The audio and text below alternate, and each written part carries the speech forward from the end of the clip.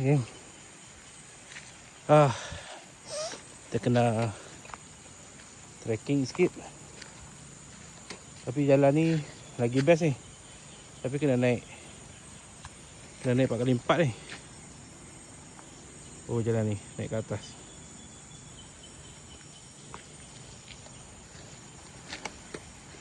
Tengah nak cari tempat kosong. Tak nak jauh-jauh sangat. Dekat sudah.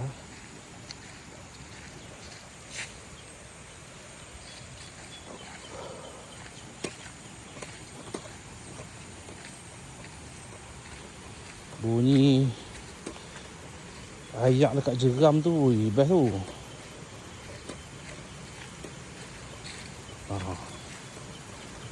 Aku macam ni dah pada ni.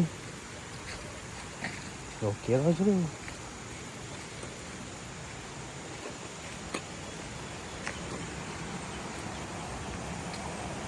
Atas tu macam cun lagi, tapi tak apa lah. Marah nak jauh-jauh. Sini dah. Okay.